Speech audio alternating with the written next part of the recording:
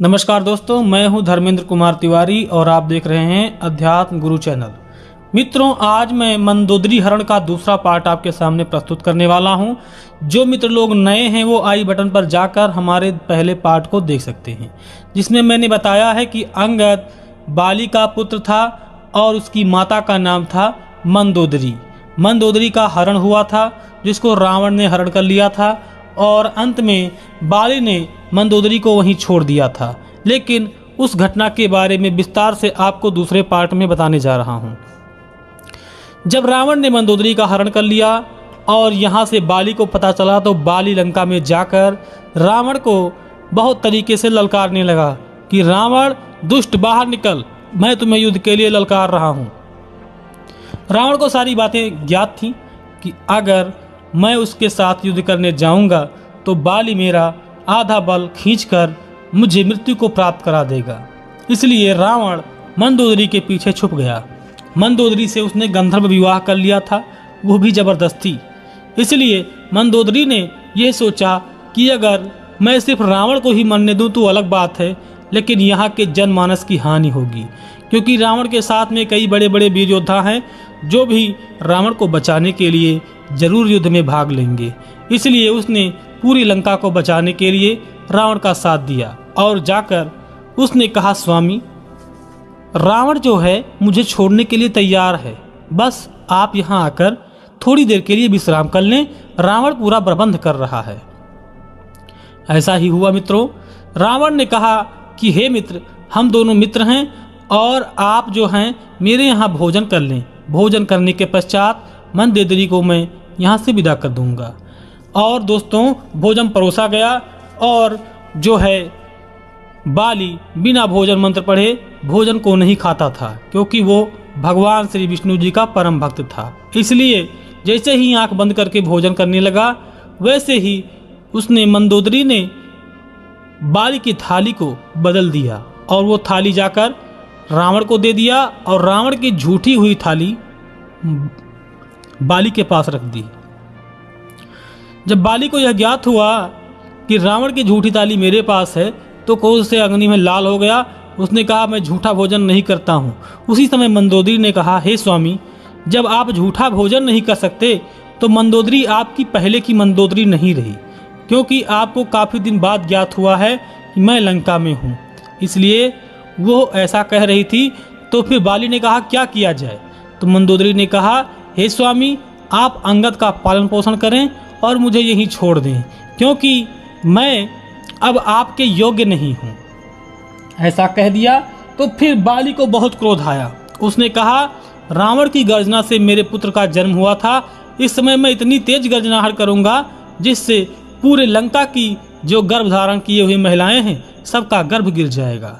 और इसी बात को लेकर बाली ने जोर से गर्जनाहट की, जिससे पूरे लंका की महिलाओं के गर्भ गिर गए और सबका गर्भ सर्व हो गया। इसके बाद वहां पर 72,000 पुत्रों का जन्म हुआ। 72,000 पुत्रों का जन्म हुआ। सारे के सारे सतवासे थे। ज्येष्ठा के मूल नक्षत्र में पैदा होने के कारण स्वयं गुरु शुक्राचार्य ने कहा कि अगर ये पुत्र यहाँ लंका में रहेंगे तो उसके पिता का नाश हो जाएगा, पिता को मृत्यु प्राप्त हो जाएगी, इसलिए इनको किसी समुद्र में फेंकवा दिया जाए। मित्रों, गुरु शुक्राचार्य की बात को मानकर सभी लोगों ने अपने अपने बच्चों को समुद्र में फेंक दिया। बच्चे बहते हुए जाकर एक बरगद की जड़ से लिपट गए और बरगद के दूध को चाट चाट कर धीरे धीरे बड़े होने लगे। ये बात जब शुक्राचार्य को पता चली तो एक एक करके सब बालक बाहर निकलने लगे और फिर खड़े होकर एक दूसरे को देखने लगे कि मैं कौन हूँ, मैं कौन हूँ। उसी में एक पुत्र मंदोदरी का भी था जिसका नाम नरांतक था। नरांतक उसी बरगद से आगे निकलकर बाहर खड़ा हुआ तो शुक्राचार्य ने कहा कि सभी लोगों को मैं शिक्षा दीक्षा दूंगा और मैं तुम लोगों का पालन करूंगा। इसके बाद शुक्राचार्य उन लोगों को ले जाकर अपने आश्रम में सबको दीक्षा देने लगे। वहीं पर जो बाली का सुग्रीव का भाई था, सुग्रीव के एक पुत्र था जिसका नाम था दधिबल। दधिबल वहीं पर राक्षसों का वेश बनाकर और गुरु के साथ में दीक्षा यानी शिक्षा प्राप्त किया करता था। शिक्षा प्राप्त करते करते बंदर की जाति हमेशा उछल कूद करता, परेशान करता। इससे नरांतक और उनकी दोनों की बहुत गहरी मित्रता हो गई और वो सुग्रीव का पुत्र दधिबल और नरांतक दोनों बहुत गहरे मित्र हो गए। मित्रता इतनी बढ़ गई कि वे दोनों आपस में एक दिन भी नहीं रह सकते थे। इसके बाद नरांतक, आप अब जाकर स्वयं ब्रह्मदेव की तपस्या करें, जिससे आपको सारी सिद्धियां प्राप्त हो जाएंगी। नरांतक ने ब्रह्मदेव की तपस्या लगभग 12,000 वर्ष तक की। तपस्या पूरी होने पर स्वयं ब्रह्मा जी प्रकट हुए। ब्रह्मा जी से उसने कोई वरदान नहीं मांगा। उसने कहा, हे प्रभु, मुझे अमर कर दीजिए। तो ब्रह्मा ने कहा, इस सृष्टि में कोई अमर नहीं हुआ है, स्वयं त्रिलोक के त्रिदेव भी अमर नहीं हैं। वक्त आने पर इनका भी नाश होता है, इसलिए मैं आपको अमरता का वरदान नहीं दे सकता हूँ, कोई दूसरा वरदान मांगिए। तो उसने कहा, नहीं, मैं अमर होना ही चाहता हूँ। तो ब्रह्मा जी ने कहा, नहीं, मैं आपको ऐसा कोई वरदान नहीं दे सकता हूँ। फिर उसने कहा, आप मुझे ऐसा वरदान दीजिए जिससे इस सृष्टि में बनाए हुए जितने भी जीव हैं मुझे ना मार सकें, सिर्फ नर और बंदर को छोड़कर। तो ब्रह्मा जी ने कहा, ठीक है, मैं आपको नर और बंदर को छोड़कर और अमर कर देता हूँ।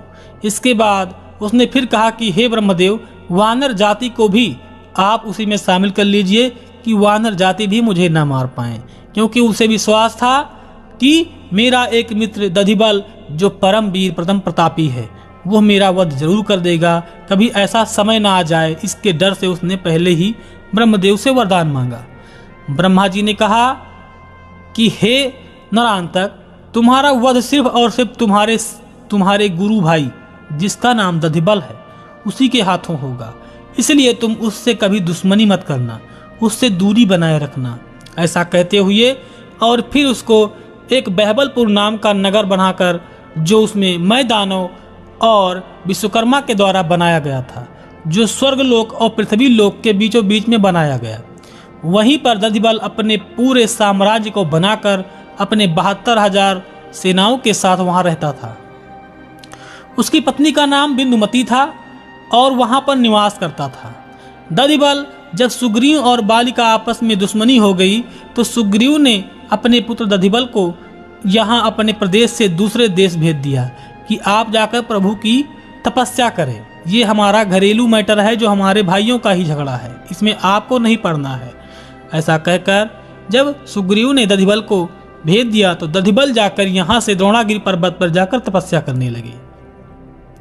तपस्या करते हुए जब एक समय ऐसा आया कि रावण का जो स्वयं उसका बेटा था या भाई था, कहीं कहीं पर बेटा लिखा मिलता है, कहीं भाई लिखा मिलता है, कि अहिरावण का जब अंत हो गया, तो उसके बाद नरांतक को बुलाने के लिए गुरु शुक्राचार्य ने पूरी वृतांत बताई रावण को कि आपने जिन बालकों को नदी में फेंक दिया था, वो बालक आज भी जीवित हैं और उनका जो मेन मालिक यानी मेन सरदार, मेन राजा है, वो इस समय वहाँ पर नरांतक है और नरांतक बहबलपुर का राजा है। आप उसे बुला लें, वो इन सारे वानर सेनाओं को अकेले ही वध कर देगा।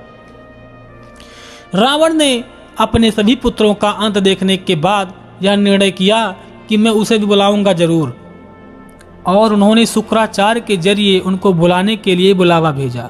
शुक्राचार्य जी जब वहां जाते हैं और बहबलपुर में जाकर नरांतक को समझाते हैं कि माता पिता से बढ़कर दुनिया में कोई नहीं है, इसलिए आप उनका कद्र करें और उनकी बात मान लें, क्योंकि माता पिता सबसे बड़े देवता हैं। और इस बात को सुनकर नरांतक बहुत दुखी होता है, अपने माता पिता के प्रेम में वहां से चल देता है। रानी बिंदुमती कहती है कि मैं भी अपनी सासू माँ की इच्छा से देखने जाऊंगी। रानी बिंदुमती नरांतक और उनकी 72,000 सेनाओं के साथ वो अपने राज्य से जमीन में आता है। भीषण संग्राम हो रहा था, उसको छिपने की विद्या आती थी, वह अदृश्य हो जाकर भीषण युद्ध कर रहा था, न जाने कितने वानरों को मार रहा था। स्वयं श्री राम भी उसको मार नहीं सकते थे और स्वयं लक्ष्मण जी बाण मारते तो उसका काट उसके पास पहले ही मौजूद था। इस तरह अगर रामायण काल में सबसे बड़ा वीर योद्धा देखा जाए तो मेघनाद के बाद दूसरा नंबर इसी का आता है, जो भीषण युद्ध होता है। काफ़ी भीषण युद्ध होने के बाद जब भगवान श्री राम हताश हो जाते हैं कि अब इसको कैसे मारा जाए, क्योंकि उनकी वानर सेना काफ़ी नष्ट हो जाती रही थी, तब विभीषण कहते हैं कि दधिबल और नरांतक दोनों एक तरीके से गुरु भाई हैं। ये मैंने अपने मंत्रियों के जरिए सुना है। आप अगर सुग्रीव के पुत्र दधिबल को बुला लाएं तो हो सकता है ये उसके हाथों मारा जाए।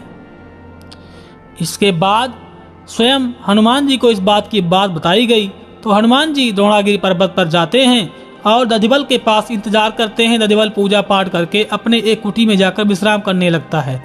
रात का समय होता है, लघुशंका लगने के कारण दधिबल बाहर निकलता है।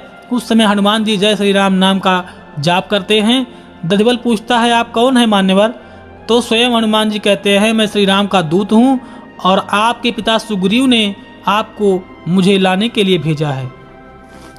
दधिबल ने कहा, चलिए मित्र, और दधिबल हनुमान जी के साथ में आकर युद्ध भूमि में प्रकट हो जाता है। इसके बाद दधिबल को सारी वृतांत बताई गई तो सुग्रीव की बात को मानकर उसने प्रभु श्री राम को सिरधारी समझा। और इसके बाद सुबह के युद्ध में जब दधिबल और नरांतक एक दोनों साथ में हुए तो दोनों की मित्रता को देखकर लोगों के आंसू निकल आए। वो दोनों इस तरह से गले मिल रहे थे, आपस में बातें कर रहे थे। फिर उन्होंने कहा, मैं पिता की आज्ञा से इन रामादल में राम लक्ष्मण को मारने आया हूँ। दधिबल ने कहा, ये स्वयं नारायण हैं और मेरे पिता की आज्ञा से मैं इन्हें मारने का मौका आपको नहीं दूंगा। आप जो है युद्ध ना करें, आप मेरे मित्र के समान हैं। दधिबल उनकी बात को नहीं मान रहा था और इस बात में नरांतक बार बार उठकर मारने के लिए, युद्ध करने के लिए उठ रहा था तो दधिबल तुरंत अपने पूंछ में बांधकर उनको बिठा देता था। इस तरह से जब बार बार उठने लगा, वह अदृश्य होना चाहता था, लेकिन तब तक दधिबल अपने पूंछ में बांधकर उनको जमीन में गिरा देते थे। इस तरह से बार बार रोकते थे कि हे मित्र, तुम लड़ाई ना करो। लेकिन जब नहीं माना, उसी खींचातानी में दोनों में आपस में भिड़ंत हो गई। इसके बाद उस युद्ध में भीषण युद्ध हुआ और दधिबल के हाथों नरांतक का वध हो गया। मित्रों, ये था जो मंदोदरी के प्रथम पुत्र, जो रावण के हरण करने के बाद मंदोदरी का प्रथम पुत्र नरांतक का जन्म हुआ था, जो मैंने आपको सुनाया। नरांतक एक वीर योद्धा था जो मेघनाद के बाद उसका दूसरा नंबर आता था, क्योंकि इंद्रजीत का बड़ा भाई था। मित्रों, यह कथा आपको अच्छी लगी हो तो वीडियो को लाइक कीजिए, चैनल पर नए हैं तो चैनल को सब्सक्राइब कर लीजिए और यह चेक कर लीजिए कि घंटी वाले निशान पर दबाकर ऑल क्लिक किया है या नहीं किया है, क्योंकि जब ऑल क्लिक करेंगे तभी आपको आगे की कथा जो मैं नया बनाऊंगा आपको देखने को मिलेगी। मित्रों, एक आपसे और निवेदन है कि मेरा दूसरा चैनल है जिसका नाम है भक्ति कथा ज्ञान, उसको आप सब्सक्राइब करके अपना प्यार प्रकट करें, क्योंकि उस चैनल पर मैं अच्छी अच्छी कहानियाँ, भक्ति किताबों के सब जुड़ी हुई कहानियों को, दादी दादा की कहानी, गांव के रिलेशन की कहानी, हर ऐसी कहानियों को, भक्ति जो कथाएं हैं, सब कुछ उसमें प्रकट करता हूं। मैं चाहता हूं कि आप उस चैनल पर भी अपना प्यार जरूर जताएं, जिसका लिंक मैंने डिस्क्रिप्शन में दे दिया है, जहां से जाकर आप क्लिक करके मेरे उस चैनल पर देख सकते हैं। अब मित्रों, लेते हैं विदा। कल नए कथा के साथ फिर मिलेंगे, जिसका नाम है कि मंदोदरी का जन्म कैसे हुआ था, कैसे एक मेढकी बनी थी और मेढकी के बाद उसको किस कारण उसको मंदोदरी के रूप में प्रकट किया गया, और रावण स्वयं माता पार्वती से क्यों विवाह करना चाहता था तो बाद में उसे मंदोदरी को सौंपा गया। इन सारी कथाओं को आपके सामने मैं कल लेकर आऊँगा। तब तक के लिए लेता हूँ विदा, फिर मिलेंगे नए कथा के साथ। जय श्री राम, जय हिंद, जय भारत।